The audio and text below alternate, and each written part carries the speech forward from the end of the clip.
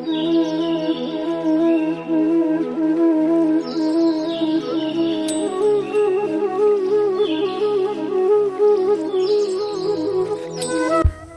friends, welcome all of you on my YouTube channel.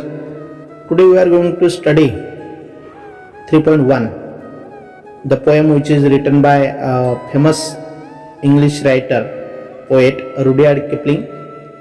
His Jungle books, narrating the stories of the wildlife Mowgli in the Indian jungles, are considered great children's classics. He was awarded the Nobel Prize in 1907. This poem deals with the valuable pieces of advice given by a father to his son. The poem If by Rudyard Kipling is the advice given by a father to his son. वडिलांनी मुलाला दिलेला उपदेश संदेश या कवितेच्या माध्यमातून आपण ऐकणार आहोत. The father gives a long list of conditions that must be fulfilled if one wants to succeed in life and become a good human being. एखाद्या व्यक्तीला एक चांगला माणूस म्हणून जगायचं असेल, यशस्वी जीवन जगायचं असेल, तर त्याच्यासाठी महत्त्वाच्या अटी आणि काही सल्ले या ठिकाणी वडिलांनी त्या मुलासाठी दिलेले आहेत. The poet suggest that you can get the rewards only after you follow certain rules in life. जीवनातले काही महत्त्वाचे नियम पाळले तर नक्कीच यशस्वी जीवन तुला जगता येईल, असा उपदेश या कवितेच्या माध्यमातून वडिलांनी मुलाला दिलेला आहे. चला तर मग पाहूया if, written by Rudyard Kipling. Let us start from warming up activity, chit chat activity, form groups and chat. पहिला प्रश्न या ठिकाणी दिलेला आहे. How do you react when your parents cold you. आई वडिलांनी तुम्हाला जर रागवलं तर तुमची प्रतिक्रिया काय असते? तर त्याची प्रतिक्रिया आपण वेगवेगळ्या प्रकारे या ठिकाणी लिहू शकतो. I keep quiet and listen to my parents when they scold me. एक सुसंस्कृत किंवा चांगल्या घरातला मुलगा त्याची प्रतिक्रिया अशा प्रकारे असू शकते. I keep quiet and listen to my parents when they scold me. जेव्हा ते मला रागवत असतील त्यावेळेस मी शांतपणे त्यांचं म्हणणं ऐकून घेईल. Second question, how do you feel when someone insults you. कोणी तुमची अवहेलना केली असेल किंवा अपमान केला असेल तर तुम्हाला काय वाटतं? I feel sad when someone insults me. Then next question, how would you react when you are cheated by your friends. तुमच्या मित्रांनी तुम्हाला फसविले तर काय वाटेल? I will stop being their friend and quit their company permanently. मी त्याच्याशी मैत्री कायमची तोडेल. Then next, why is it wrong to make a difference among friends who belong to a different class, colour और कम्युनिटी. वर्ग, रंग व समाज यानुसार मित्रांमध्ये फरक करणे चुकीचे का आहे? All human beings are equal and made of flesh, blood and bones. It is wrong to discriminate people on the basis of class, colour and community. वर्ग, रंग आणि समाज याच्यानुसार मित्रांमध्ये भेदभाव करणं हे चुकीचं आहे. सर्व माणसं ही एकाच प्रकारची किंवा परमेश्वराने सगळ्यांना सारखं बनवलेलं आहे. सगळ्यांना आपल्याला एकाच याच्यामध्ये व्हावं लागेल. It is against democracy. ते लोकशाहीच्या विरोधात असेल. Hence we should not make a difference among friends whatever may be their class, colour और कम्युनिटी. त्यांचा वर्ग, रंग आणि जात कुठलीही असो त्यांच्यामध्ये आपल्याला भेदभाव करता कामा नये, अशा प्रकारे आपण म्हणू शकतो. Then next question number 1, complete the table by providing suitable response to the given actions. त्यांनी या ठिकाणी ॲक्शन्स दिलेले आहेत आणि त्याला एक योग्य रिस्पॉन्स त्यांनी आपल्याकडनं मागितलेला आहे. पहिली ॲक्शन या ठिकाणी दिलेली आणि त्याला रिस्पॉन्स दिलेला आहे. Number 1, you are punished by the teacher without any reason. कोणतेही कारण नसताना तुमच्या शिक्षकांनी जर तुम्हाला शिक्षा केली तर response, I shall not lose my temper but I shall talk to the teacher afterwards. त्यावेळेस मी रागवणार नाही परंतु माझ्या शिक्षकांशी नंतर त्या संदर्भात बोलेल, अशा प्रकारचा रिस्पॉन्स. सेकंड ॲक्शन दिली, your friends spread rumours about you. तुमचे मित्र तुमच्याविषयी अफवा पसरवत असतील तर त्याच्यासाठी रिस्पॉन्स आपण अशा प्रकारे देऊ शकतो. I will contact them personally. त्यांच्याशी मी पर्सनली कॉन्टॅक्ट करेल. And ask them why they doing so. आणि असं काय करतात त्या संदर्भात त्यांना विचारणा करेल. Third one, someone doubts you. एखादा तुमच्यावर संशय घेत असेल, I will clear the doubts and misunderstanding personally. Then number 4, your relative blames you for something. तुमचे नातेवाईक तुम्हाला दोष देत असतील तर I will not get angry. I will try to clear my side and establish the truth. मी माझी बाजू त्यांच्यासमोर मांडण्याचा प्रयत्न करेल आणि जे काही सत्य असेल ते त्यांच्यासमोर आणण्याचा प्रयत्न करेल. Then next, someone hurts you.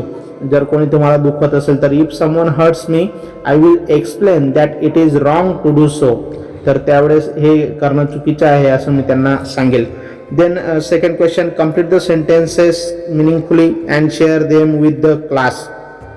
वाक्य पूर्ण करायचेत आणि ते वर्गासमोर आपल्याला सादर करायचेत. पहिलं वाक्य दिलं, if you read books you will gain knowledge. जर तुम्ही पुस्तक वाचलं तर तुम्हाला ज्ञान मिळेल. Then second one, if you do exercise daily. तर या ठिकाणी हे वाक्य आपल्याला कंप्लीट करायला सांगितलेलं आहे. If you do exercise daily you will be healthy. जर तुम्ही दररोज व्यायाम केला तर तुम्ही निरोगी राहाल, हेल्दी राहाल. Then next, if dash dash you will pass the exam. या ठिकाणी सुरुवातीला आपल्याला अशा प्रकारे लिहिता येईल, if you study hard you will pass the exam. Then next, if you eat healthy food you will not fall sick. अशा प्रकारे आपण लिहू शकतो. अशा प्रकारे इफच्या रचना आपण वापरू शकतो आणि वाक्य बनवू शकतो. देन नंबर 3, तिसरा महत्त्वाचा प्रश्न दिला आहे, classify the following into weaknesses and strengths. याच्यामध्ये विकनेसेस आणि स्ट्रेंथ्समध्ये त्याचं वर्गीकरण करायला सांगितलेलं आहे. विकनेसेस म्हणजे त्याला आपण कमजोरी म्हणू शकतो आणि स्ट्रेंथ म्हणजे आपली शक्ती म्हणू शकतो.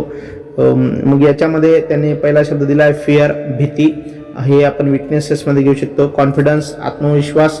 स्ट्रेंथ्समध्ये क्लॅरिटी, स्पष्टता, स्ट्रेंथमध्ये घेऊ शकतो. कन्फ्युजन, गोंधळ जो आहे तो विकनेस. वरी, चिंता करणं, विकनेस. करेज, धाडस, धैर्य, स्ट्रेंथ्समध्ये. त्याच्यानंतर कोवार्डिस, भित्रेपणा, विकनेस. देन कंपॅशन, कंपॅशन हा जो शब्द आपण स्ट्रेंथमध्ये घेऊ शकतो. ब्रेवरी, शौर्य, स्ट्रेंथमध्ये. त्याच्यानंतर हेजिटेशन, मागे पुढे करणं, विकनेसेस. देन पंक्च्युअलिटी, वक्तशीरपणा, स्ट्रेंथमध्ये. Laziness, weakness. अँगर, संताप, विकनेस. फेथ, विश्वास, स्ट्रेंथ. पेशन्स, संयम, स्ट्रेंथमध्ये घेऊ शकतो. ॲम्बिशन, महत्वाकांक्षा, स्ट्रेंथमध्ये. जनरॉसिटी, जनरॉसिटी हा शब्द जो आहे तो आपण नाव question number 3, classify the following into weaknesses and strengths. पुढील बाबींचे दोष व गुणविशेष या 2 स्तंभांमध्ये वर्गीकरण करण्यासाठी सांगितलेले आहे. या ठिकाणी काही शब्द दिलेले आहेत. पहिला शब्द दिला आहे फिअर. हा शब्द आपण या ठिकाणी विकनेसमध्ये घेऊ शकतो, विकनेसेसमध्ये. त्यानंतर कॉन्फिडन्स हा स्ट्रेंथ्समध्ये घेऊ शकतो, गुणविशेषमध्ये. क्लॅरिटी, स्पष्टता, स्ट्रेंथ्स. कन्फ्युजन, कन्फ्युजन जो आहे तो विकनेसेसमध्ये. वरी, वरी सुद्धा विकनेसेसमध्ये. Courage, strengths. कोवार्डिस, भित्रा, विकनेसेस. कंपॅशन, कंपॅशन हा शब्द जो आहे तो आपण स्ट्रेंथ्समध्ये घेऊ शकतो. Bravery, strength. Hesitation, weaknesses. Punctuality, वक्तशीरपणा, स्ट्रेंथ्समध्ये. Laziness, weakness. देन अँगर, विकनेस. फेथ, विश्वास, स्ट्रेंथ्समध्ये घेऊ शकतो. देन पेशन्स, संयम, स्ट्रेंथ्समध्ये. ॲम्बिशन, महत्वाकांक्षी, हे सुद्धा आपण स्ट्रेंथ्समध्ये घेऊ शकतो. जनरस किंवा जनरॉसिटी जो या ठिकाणी दिलेला आहे तो शब्द आपण स्ट्रेंथ्समध्ये घेऊ शकतो. इम्पेशंट हा विकनेसेसमध्ये. चेअरफुलनेस, स्ट्रेंथ्समध्ये. देन टॉलरंट, सहनशीलता, स्ट्रेंथ्समध्ये. आणि अरोगंट, त्याच्यानंतर अरोगन्स हा जो शब्द आहे तो आपण विकनेसेसमध्ये. आणि ॲग्रेसिव्हनेस जो आहे तो सुद्धा विकनेसेसमध्ये घेऊ शकतो. अशा पद्धतीने त्याचं आपल्याला वर्गीकरण करता येईल. आता आपण या ठिकाणी कवितेला प्रत्यक्षात सुरुवात करणार आहोत. Rudyard Kipling 1865-1936. Rudyard Kipling was an English journalist, short story writer, poet and novelist. Rudyard Kipling हे एक जर्नलिस्ट होते, पत्रकार होते, शॉर्ट स्टोरी रायटर, लघुकथा लेखक, पोएट, कवी आणि नॉव्हेलिस्ट, कादंबरीकार होते. Kipling was one of the most popular writers in the United Kingdom. United किंगडममधले अतिशय सुप्रसिद्ध असे ते लेखक होते. इन बोथ प्रोज अँड वर्स, म्हणजे गद्य आणि पद्य अशा प्रकारे दोन्ही प्रकारचं ते लेखक होते. In the late 19th and early 20th century, 19व्या शतकाच्या उत्तरार्धामध्ये आणि 20व्या शतकाच्या पूर्वार्धामध्ये, he was awarded the Nobel prize for literature in 1907 at the age of 42. वयाच्या 42व्या वर्षी 1907 मध्ये त्यांना लिटरेचरमध्ये नोबेल प्राइज मिळालं होतं. He was the first writer writing in English to receive the prize. पहिले ते इंग्रजी लेखक होते ज्यांना नोबेल पारितोषिक मिळालं होतं. This poem deals with advice given by father to his son. ह्या कवितेमध्ये बाबांनी वडिलांनी आपल्या मुलाला दिलेला शुभेच्छा संदेश म्हणून आपण किंवा सल्ला म्हणून तो या कवितेच्या माध्यमातून आपल्याला सांगता येईल. आणि या कवितेमध्ये वडिलांनी आपल्या मुलाला दिलेला सल्ला या ठिकाणी त्यांनी आपल्यासमोर सादर केलेला आहे, मांडलेला आहे.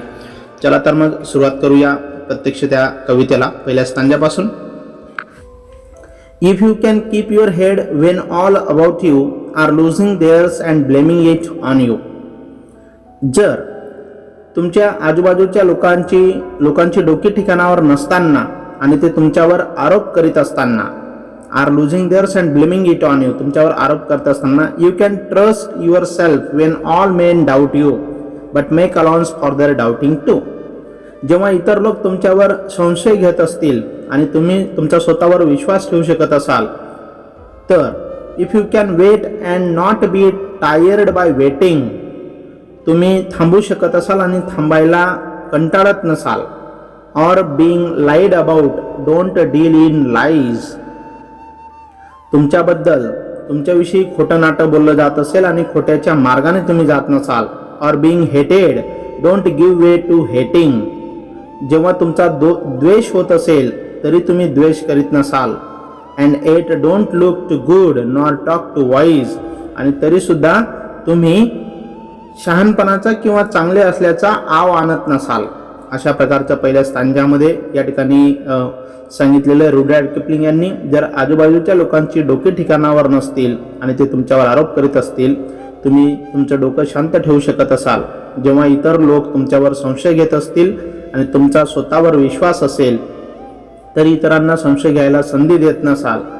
जर तुम्ही थांबू शकत असाल आणि थांबायला कंटाळत नसाल आणि तुमच्याविषयी खोटं बोललं जात असेल आणि खोट्याच्या मार्गाने तुम्ही जात नसाल, जेव्हा तुमचा द्वेष होत असेल आणि द्वेष करीत नसाल तरी पण शहाणपणाचा किंवा पांडित्याचा आव तुम्ही आणत नसाल, चांगल्यापणाचा आव तुम्ही आणत नसाल, हे पहिल्या स्टांजामध्ये त्यांनी सांगितलेलं आहे. नाव सेकंड स्टांजा.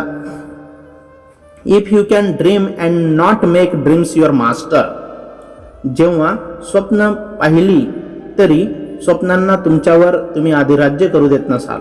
तुम्ही स्वप्न पाहत असाल परंतु स्वप्नांना तुमच्यावर अधिराज्य करू देत नसाल. इफ यू कॅन थिंक, तुम्ही विचार करत असाल, जर तुम्ही विचार करत असाल, and not make thoughts your aim, आणि तुमच्या विचारांना हेतू बनवत नसाल. And if you can meet with triumph and disaster, जर तुम्ही विजय आणि पराजय, ट्रिम्प मीन्स विजय अँड डिसॅस्टर मीन्स पराजय, and treat those two impostor just the same, आणि या दोघांनाही विजय आणि पराजय या दोन्हीलाही सारख्याच पद्धतीने सामोरे जाऊ शकत असाल.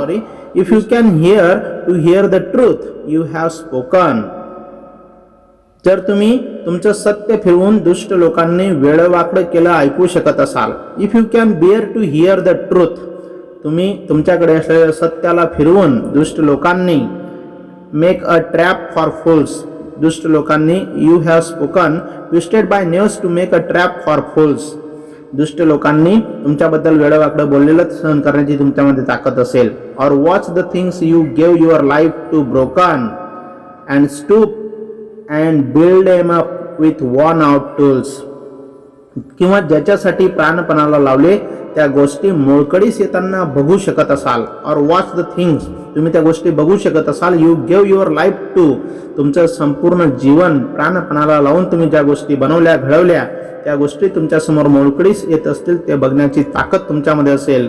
And stoop and build M up with worn out tools, आणि मोडलेले तुकडे उचलून जुन्या हत्यारांनी पुन्हा जोडू शकत असाल. Then next stanza. If you can talk with crowds and keep your virtue, जर तुम्ही असंख्य लोकांच्या संपर्कात येऊनही आपले गुण सांभाळत असाल. कीप युअर व्हर्च्यू म्हणजे आपले स्वतःचे सद्गुण सांभाळणे. Or walk with kings nor lose the common touch, जर राजा महाराजांबरोबर हिंडताना सामान्यांना विसरत नसाल. If neither foes nor loving friends can hurt you, जर शत्रू किंवा मित्र तुमचं काही बिघडवू शकत नसतील. If neither foes nor loving friends can hurt you, if all men count with you but none too much, जेव्हा सर्वजण तुमच्यासाठी सारखेच असतील आणि कोणालाच तुम्ही अतिजवळ केलेलं नसेल.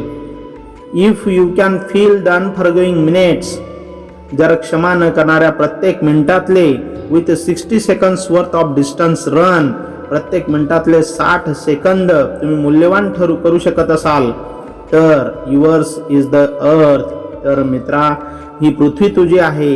And everything that's in it, हे जग सारं तुमचंच असेल. And which is more you will be a man my son.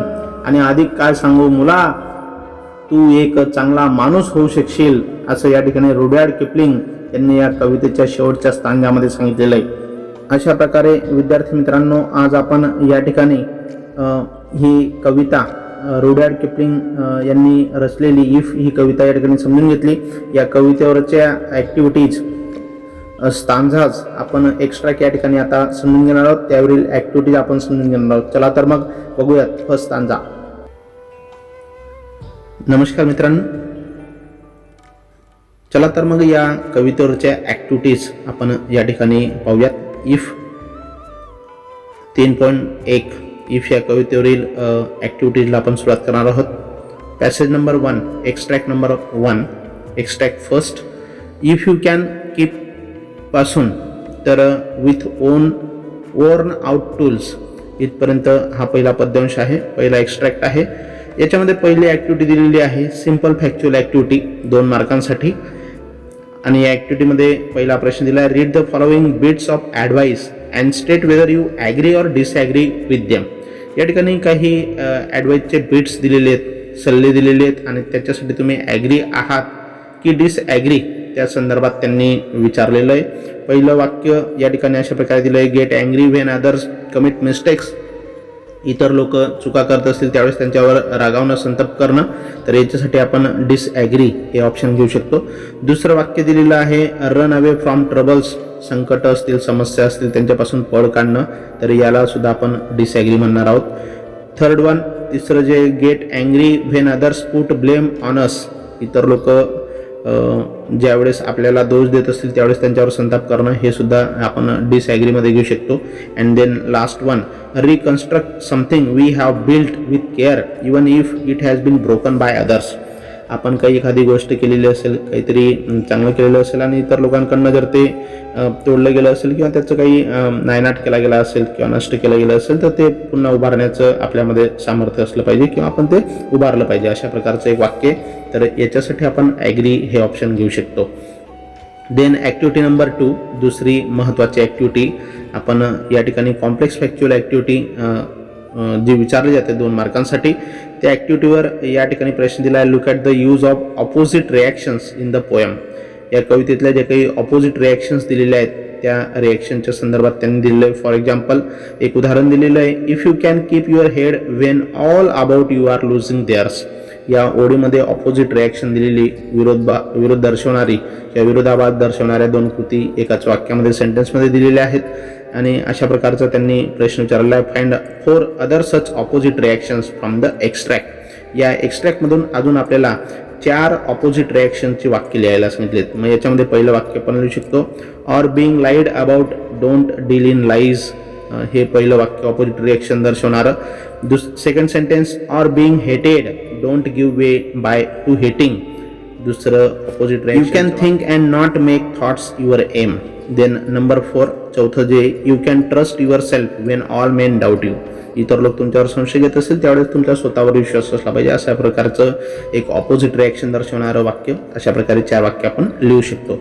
Then activity number 3 जी पोएटिक डिव्हाइसवर विचारली जाते 2 मार्कांसाठी, identify the figure of speech use in the following lines. खालील ओळींमध्ये कोणता फिगर ऑफ स्पीच वापरलेला आहे तो आपल्याला ओळखून लिहायचा आहे. पहिलं वाक्य दिलं, if you can keep your head when all about you are losing theirs. Opposite reaction या ठिकाणी दिसते आणि ऑपोजिट रिॲक्शन दाखवणारं हे जे काही अलंकार आहे तो आपण अँटिथेसिस या नावाने ओळखत असतो आणि या ठिकाणी मग आपण अँटिथेसिस हा अलंकार लिहिणार आहोत.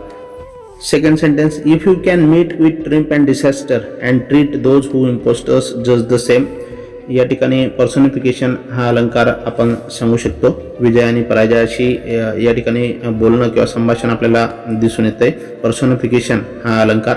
Then third one, and yet don't look too good nor talk too wise. हा रिपिटेशन अलंकार आहे. याच्यामध्ये शब्दांचं रिपिटेशन झालेलं आहे. And then number 4, with worn out tools. याच्यामध्ये विथ आणि ऑन या 2 शब्दांचं सेम साऊंड रिपीट झालेलं आहे. WW म्हणून ॲलिट्रेशन हा अलंकार आपण या ठिकाणी सांगू शकतो. देन एक्स्ट्रॅक्ट नंबर 2, दुसरा महत्त्वाचा एक्स्ट्रॅक्ट या ठिकाणी आपण जो आहे इफ यू कॅन टॉक पासून तर अ मॅन माय सन पर्यंत याच्यावर पहिली सिंपल फॅक्च्युअल ॲक्टिव्हिटी अशा प्रकारे विचारली जाऊ शकते. Name the following. We may walk with. आपण कोणासोबत चालत असतो या संदर्भात त्यांनी विचारले, तर दुसऱ्या एक्स्ट्रॅक्टमध्ये याचं उत्तर आपण किंग्स हा शब्द घेऊन ते उत्तर कंप्लीट करू शकतो. Then next second, those who should not be able to hurt you. याच्यासाठी आपण फ्रेंड्स अँड फोज हे उत्तर लिहू शकतो. Then C, those who should count with you. तुमच्यासोबत ज्यांचं मोजमाप होत असतं, all men. Then D, you will be a real man हा शब्द घेऊन आपण ते कंप्लीट करू शकतो, त्याचं उत्तर लिहू शकतो नेम द फॉलोइंगमध्ये. Then activity number 2, complex factual activity. याच्यामध्ये त्यांनी एक प्रश्न दिला आहे, what do you understand by unforgiving minute. Unforgiving minute म्हणून याच्यामध्ये तुम्ही काय समजू शकतात, तर त्याचं उत्तर लिहिताना आपण अशा प्रकारे लिहू शकतो त्याच्या एक्सप्लेनेशनमध्ये, स्पष्टीकरणामध्ये. Every minute that passes is valuable. प्रत्येक क्षण हा आपल्यासाठी मौल्यवान असतो. वन्स इट इज स्पेंट, एकदा का तो खर्च झाला, it will never come back again. If we waste a minute or do something unworthy, we cannot turn back the clock even if we regret.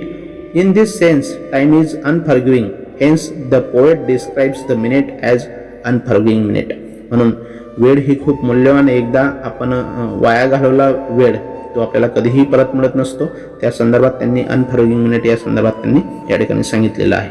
Then activity number 3, poetic डिव्हाइसवर आधारित तिसरी activity. याच्यामध्ये त्यांनी प्रश्न दिलेला आहे, give 4 pairs of rhyming words. 4 rhyming वर्डच्या pair विचारलेले आहेत. याच्यामध्ये आपण लिहू शकतो virtue, you, touch, much. Then minute, it आणि रन, सन. अशा प्रकारे दुसरा प्रश्न याच्यामध्ये विचारलेला आहे, name and explain the figure of speech. एक फिगर ऑफ स्पीच संदर्भात त्यांनी विचारलं आहे, वाक्य दिलेलं आहे, if you can feel the unforgiving minute. कुठला फिगर ऑफ स्पीच आहे, तर याच्यामध्ये personification. The word minute is personified. या ठिकाणी मिनिट हा शब्द जो येतो पर्सोनिफाईडचं काम करतोय, म्हणून या ठिकाणी एक चित्रगुणोक्ती अलंकार आपण ज्याला म्हणत असतो तो या ठिकाणी आपल्याला दिसून येतोय. ते वाक्य आपल्याला लक्षात ठेवायचं आहे, if you can feel the unforgiving minute. अशा प्रकारे आपण या इफ या कवितेतील 2 एक्स्ट्रॅक्टवरच्या ॲक्टिव्हिटीज आपण या ठिकाणी समजून घेतलेल्या आहे. आपल्याला जर हा व्हिडिओ आवडला असेल तर नक्कीच याला लाईक करा, जास्तीत जास्त शेअर करा आणि माझ्या यूट्यूब चॅनलला सबस्क्राईब करा. Thanks a lot.